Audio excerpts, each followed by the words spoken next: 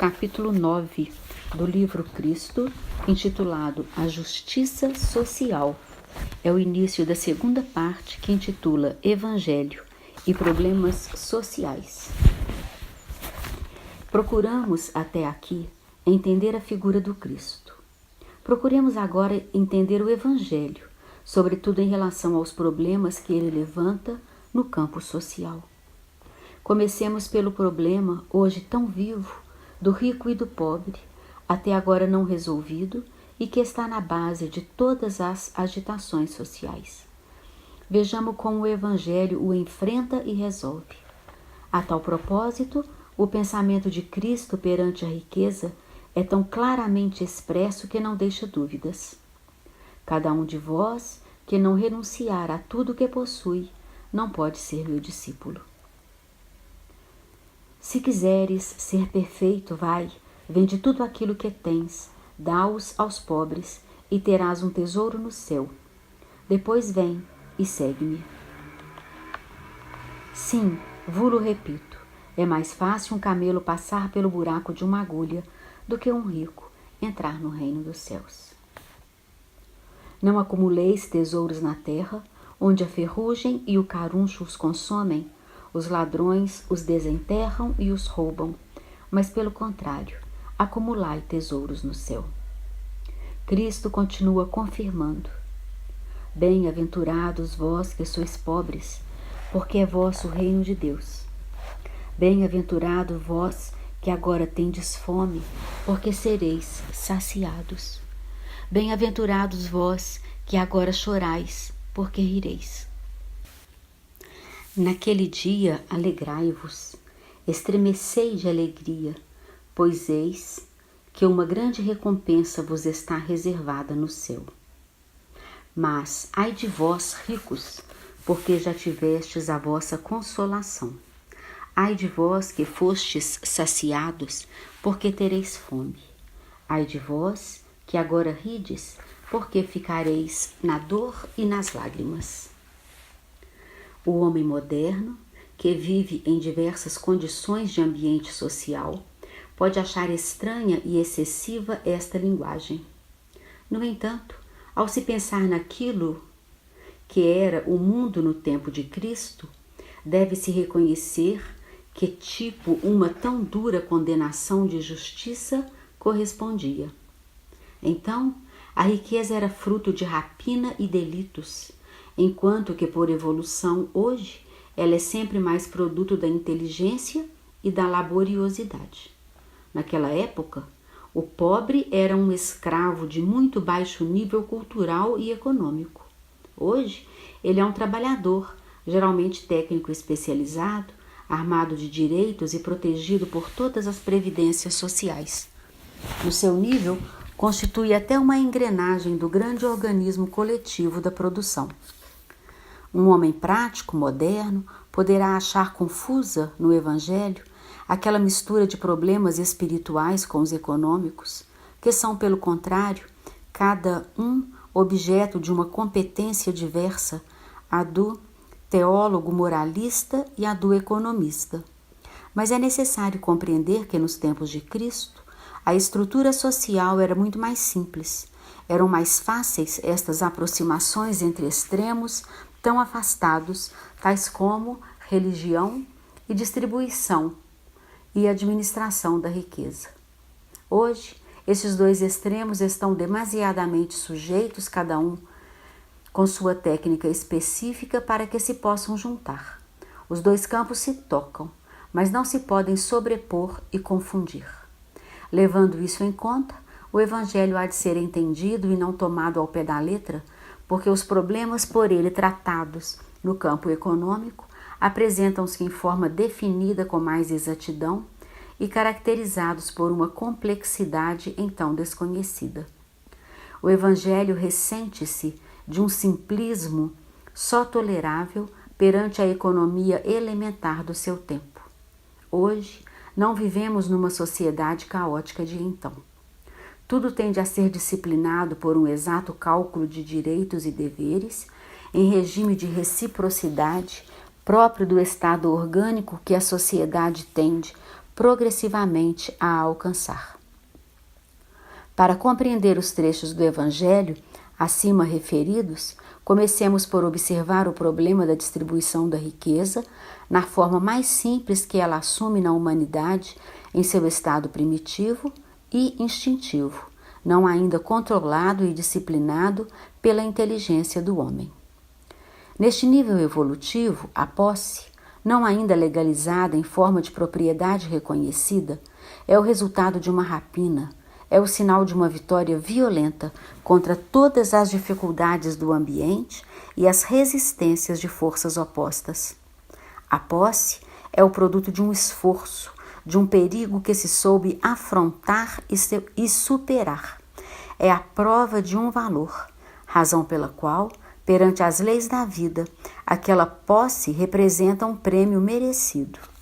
Neste sentido, aquela posse corresponde a um princípio de justiça, pelo menos naquele relativo nível de evolução. É certo que aquela posse é produto de uma violência, porque gratuitamente não se consegue, mas ela presume no indivíduo uma força e uma astúcia, que naquele ambiente são as qualidades que dão direito à vida, reservada aos vencedores na luta. Como tais, eles têm mais direito do que todos os outros à sobrevivência, porque, em relação àquele plano, representam o melhor biótipo. Ninguém pode contestar ao leão a legitimidade do seu direito, matando os animais que quer para devorá-los. Direito baseado no fato de que esse leão soube capturá-los e sabe defender a sua presa de qualquer outro animal que lhe a pretenda roubar. Tudo é justo. Mas tal legitimidade baseia-se na força, rege-se só em função desta e cai logo que esta venha a faltar. Então o vencedor, tendo se tornado um vencido, perde todo o direito em favor do outro, o seu vencedor. Esta é a lei naquele nível de evolução. Esta era a posição em que a humanidade se encontrava no passado. Então, o rico era um vencedor na luta, alguém que tinha sabido, com a força ou com a astúcia, apossar-se dos bens alheios. A riqueza, com seu poder, havia dado prova de saber conquistar e se transformava, pois, em legítima posse, conforme a justiça daquela época.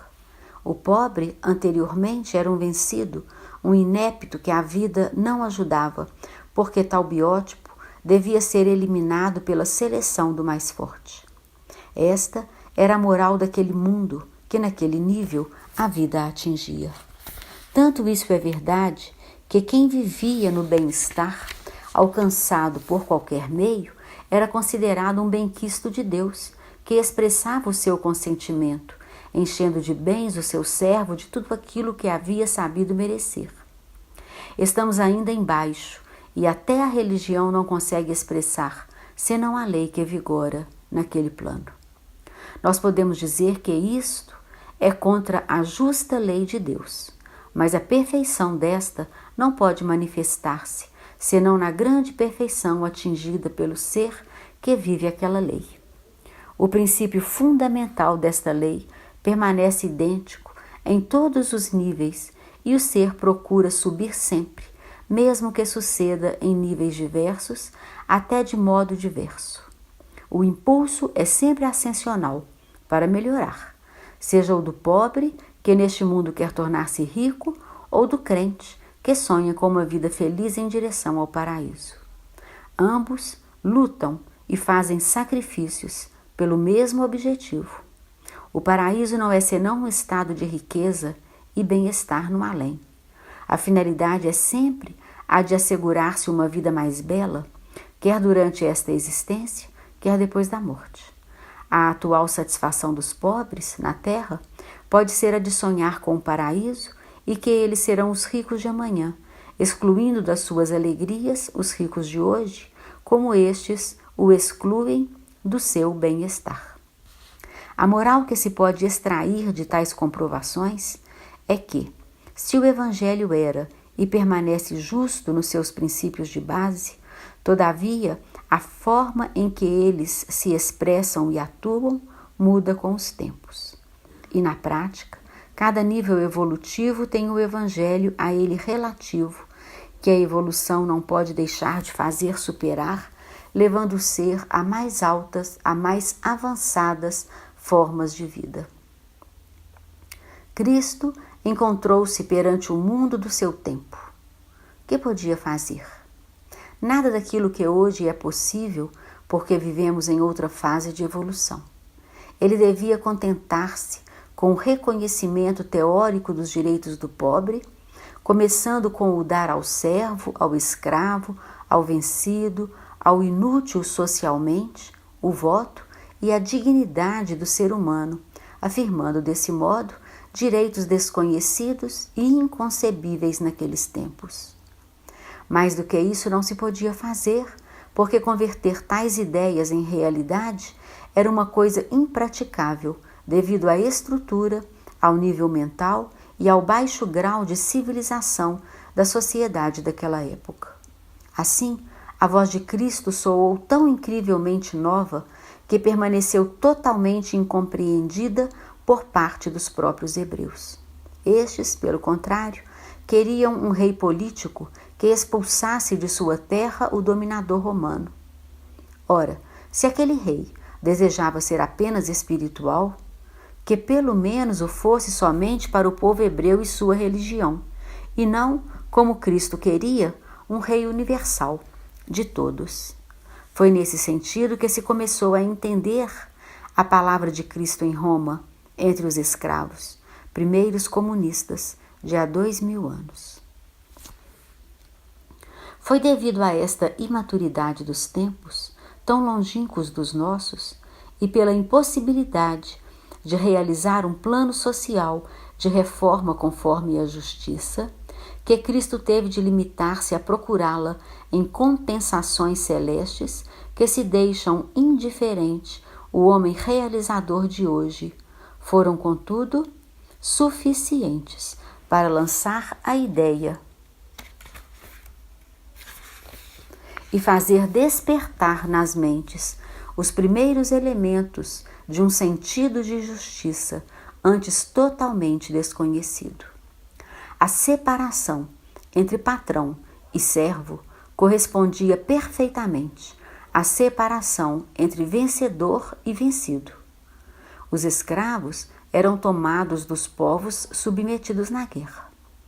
Conforme a supracitada lei biológica da seleção do mais forte, que se encontrava em pleno vigor no baixo plano biológico em que vivia a humanidade.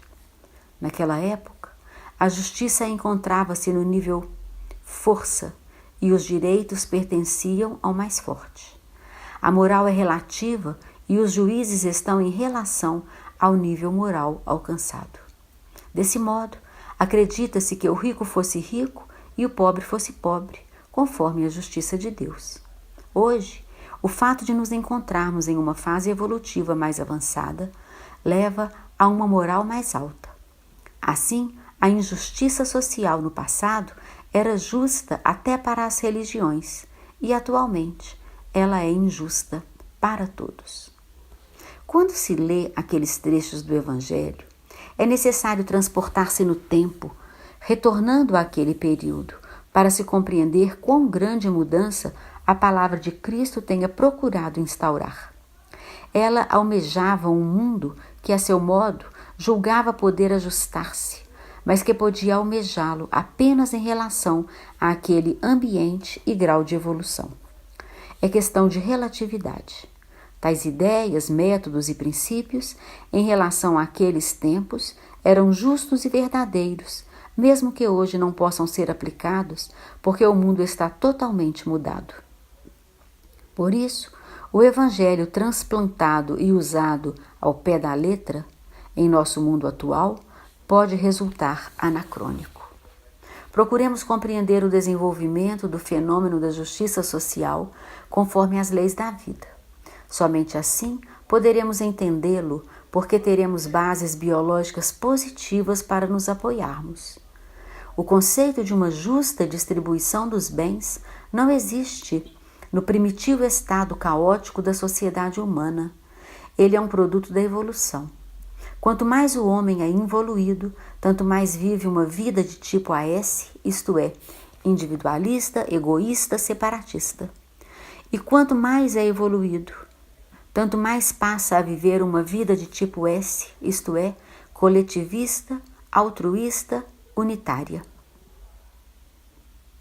Esta é uma lei biológica que dirige o transformismo evolutivo ao longo de uma dada linha de desenvolvimento. Pelo princípio das unidades coletivas, que foi demonstrado em A Grande Síntese, os elementos simples que aparecem nas origens tendem a combinar-se, reagrupando-se em unidades sempre mais vastas e complexas. Passa-se, assim, do estado caótico, próprio do AS, ao estado orgânico, próprio do sistema.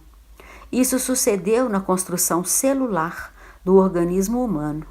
O mesmo está acontecendo na construção social da humanidade. Esta, portanto, por lei biológica, é destinada a passar do estado caótico ao estado orgânico. O nascer e o realizar-se da ideia de justiça social faz parte desta transformação, a qual opera em função da evolução e se realiza plenamente quando a sociedade humana atinge o estado orgânico. Explica-se desse modo como nos tempos de Cristo esta ideia era desconhecida.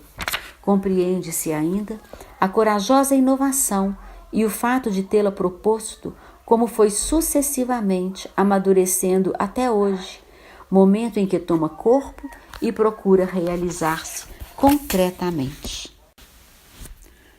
Vê-se aqui como a preparação mental foi necessária a uma ideia antes de poder atingir a fase de sua atuação e como se chega à fase final por evolução através de um lento amadurecimento.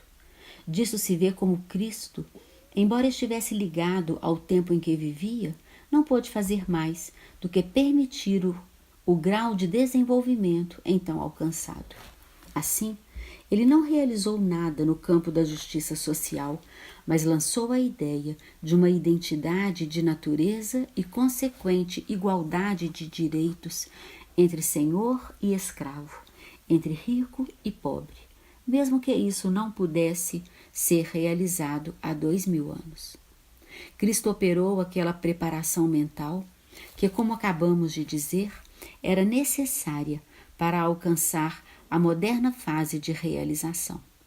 Isto porque, por lei de evolução, a tendência em direção a tal realização é constante. Trata-se, portanto, de um processo evolutivo no qual Cristo se inseriu a partir de um caminho de vida em que só podia aparecer como um precursor dos tempos modernos. Não devendo fazer senão um trabalho de preparação mental, aplainar o terreno, no qual deveriam tomar corpo as suas ideias, Cristo, não se encontrando como hoje, na fase de atuação, só pôde apoiar-se no sentimento e em suas incontroláveis construções idealistas, com retribuições do céu. Hoje, em outra situação, mais realista, para muitos tais meios não servem mais. Não estamos somente na fase de preparação mental, que é a assimilação de novas ideias, mas também na de sua realização prática.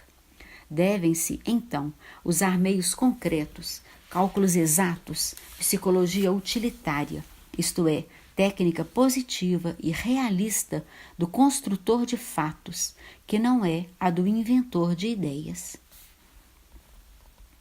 Eis que o trabalho de Cristo representa uma fase necessária no desenvolvimento do mesmo fenômeno, embora vivendo numa outra mais avançada. Portanto, o princípio da justiça social está escrito nas leis da vida e se afirma sempre mais com o progresso desta. Aquele princípio não é um produto da vontade humana, que só obedece à lei biológica que o impõe, mas está escrito nesta lei como o próprio destino da humanidade. Com a evolução, este destino se tornará realidade, mais dia, menos dia, o que é inevitável, porque esta realização faz parte do universal processo de evolução e consiste na reorganização do caos do AS na ordem do S, isto é, o endireitamento de toda a negatividade do primeiro na positividade do segundo. Então, se a injustiça for o ponto de partida, a justiça será o ponto de chegada. Assim, em nosso mundo existe a injustiça, porque ela é de sinal negativo, é corrupta e imperfeita, mas com tenaz tendência para a justiça, porque o dito mundo deve tornar-se de sinal positivo, isto é, são e perfeito. Esta tendência já se revela também em nosso mundo com alguns sinais, pelos quais, mesmo em meio ao caos individualista, aparecem as primeiras e naturais aproximações da justiça. Então, observemos. O rico não é apenas, inevitavelmente, um parasita da sociedade. Mesmo quando é um ocioso desfrutador do trabalho do próximo, vivendo ele em nível econômico mais elevado, cumpre a função de criar tipos de civilização mais requintados. Com isto, ele lança novos hábitos que os seus dependentes tentam imitar e assimilar, depois de obedecer à lei da evolução. Este é o trabalho útil que fazem as aristocracias antes de se desmoronarem. Neste caso, a vida, em vez de procurar eliminar tal tipo, aceita-o, pelo menos até que ele cumpra aquela sua função civilizadora, operando como pioneira da evolução das massas. A vida o aceita porque lhe serve, e lhe serve porque ele é um vencedor selecionado pela luta. É um indivíduo que consegue chegar, que soube superar muitos obstáculos. É um criador e um condensador de valores, que se esforçou a conquistar e que a vida não deseja desperdiçar. Ele serve à vida até porque é um protagonista da evolução, um antecipador, um construtor de civilização, função que as massas não sabem cumprir, mas de cujos produtos elas têm necessidade para evoluir. Então a vida permite que o rico a cumpra, liquidando-o depois, quando se tenham esgotados os benéficos efeitos daquela função. Esta liquidação é a própria vida que prevê, ao cumprir um concomitante ato de justiça, permitindo que o rico goze o fruto do esforço que faz para enriquecer, o que não é um fato gratuito.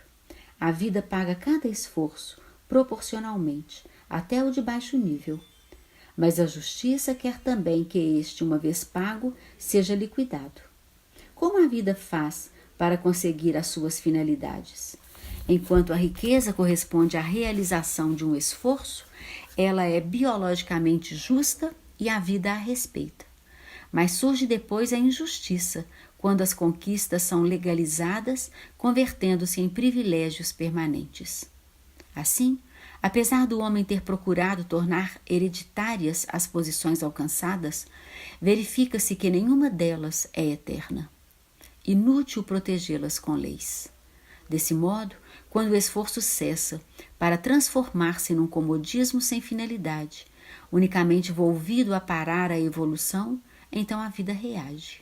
Assim, com as aristocracias, desmoronam tantas monarquias, tantas riquezas acumuladas.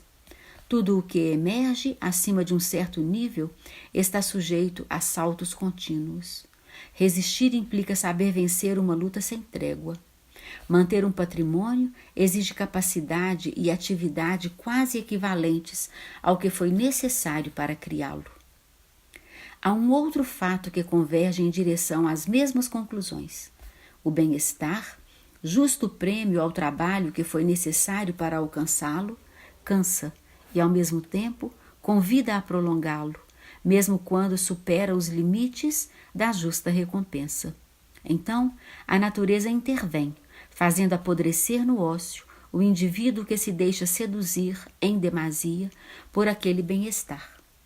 Este debilita-se cada vez mais, enquanto o esfomeado é reforçado pelo seu desespero que o impulsiona ao assalto. A necessidade aguça a inteligência e esgota a paciência. O resultado é que a riqueza passa do rico ao pobre, que o suplanta. E a vida aprova, porque ela recompensa quem luta. Quem na luta dá prova de força e habilidade, com o saber vencer.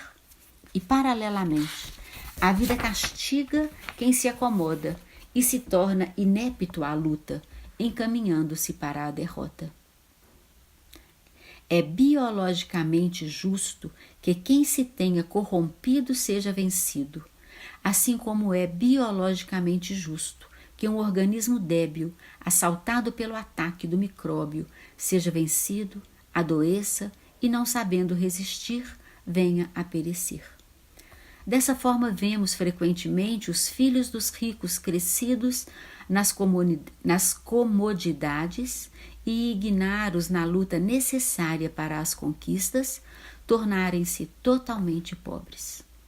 E vemos se converterem em ricos muitos adeptos de uma escola bem diferente, que haviam nascido totalmente pobres. Assim como as ondas, os bens passam de mão em mão, para gozo alternado, numa espécie de coletivismo natural, pelo qual eles são de todos e não são de ninguém. Esta é uma outra forma automática de justiça social praticada pela vida, ainda que seja de modo elementar, nos seus baixos graus de evolução.